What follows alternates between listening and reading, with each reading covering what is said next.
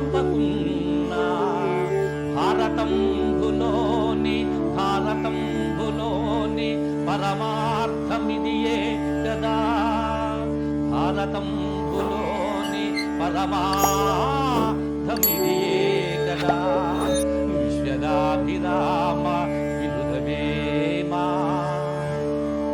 భారతాన్ని 3 మాటల్లో చెప్పాడు మహనీయుడు వేమన.